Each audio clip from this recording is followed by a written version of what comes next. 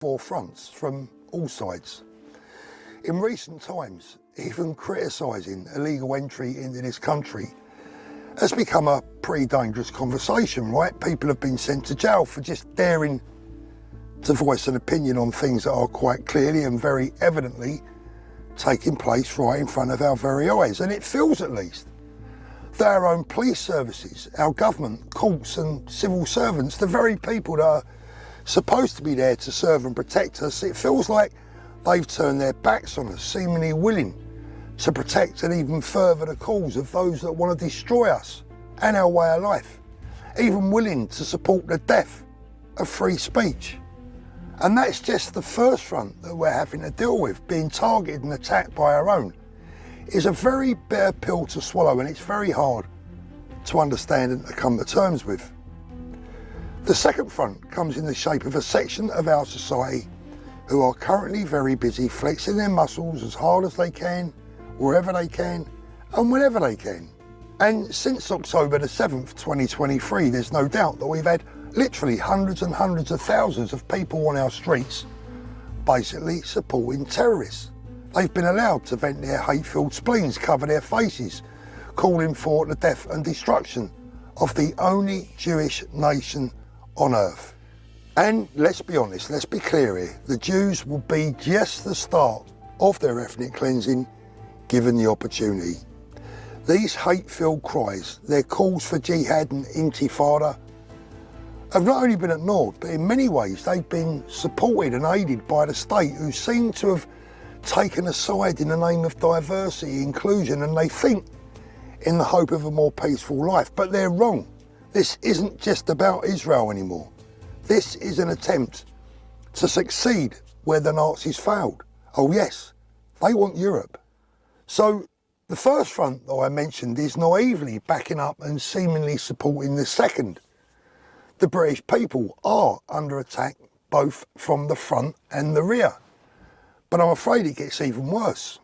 On one side, we have our so-called education system that's been hijacked and infiltrated by dangerous, useful idiots on the hard left, the communists, brainwashing our kids and our students from the moment they get their grubby, anti-British hands on them. And if you don't believe me, if you think I'm lying, just recently, of those asked, only 5%, yes, 5% of students at the Oxford Union said that they would have reported the Hamas attack on Israel to the authorities if they'd had advanced knowledge of it. Just think about that for a moment, let that sink in. Only 5% of those asked would have prevented the death and torture of innocent people, including women and children. What sort of people have we been breeding? And what on earth has happened to their education? How have we got to this point?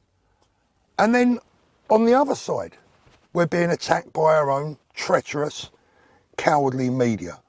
So-called journalists, really nothing more than paid mouthpieces right across the nation, across all networks, who have chosen to ignore the dangers to their own families, their own futures, their own children, their own country, in return for a wage packet.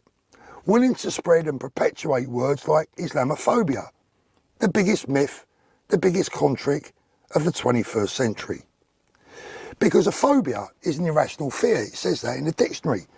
But there's absolutely nothing irrational about being concerned over buses being blown up, innocent people being killed on the streets, bombs exploding at pop concerts and lone wolf attacks right across Europe on a fairly regular basis. That's not a phobia.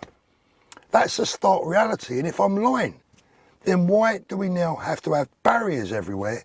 And why do we need armed police officers at places like Christmas markets?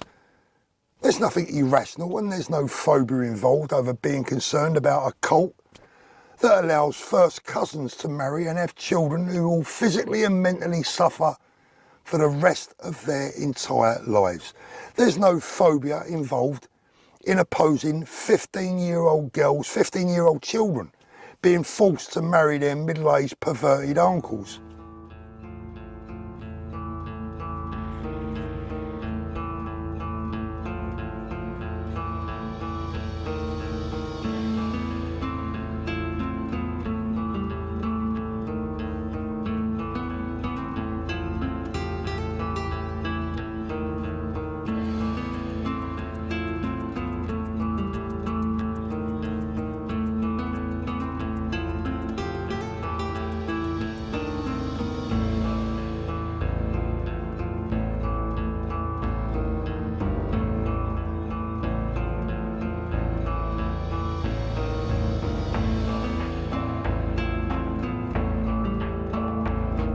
And more than anything, I'll tell you this now, there's nothing irrational or phobic about strongly opposing the belief that a young girl, a child as young as 9, are somehow ready for a physical adult relationship.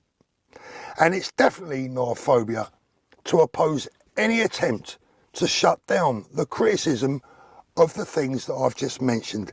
How utterly insane is the mere thought or suggestion, how did we even get there? No, what it really means is shut up, we're now in charge, and we will do whatever we want. And if you moan, we're going to try and get you sent to prison. We're going to try and get you arrested. And of course, if that fails, then we'll simply threaten you to the point where you have to go into hiding for the rest of your life. I refer to a Batley school teacher as proof. Yes, we are under attack from all sides, and this isn't going away anytime soon. And the time, if you hadn't realised it, has now come for British people across the nation to stand up together and say that enough is enough. We are tolerant people, we are peace-loving people, we are welcoming people, and we're good people. We are the best in the world. But we've now gone way past the point where the straw broke the camel's back, and we've gone past the point of no return.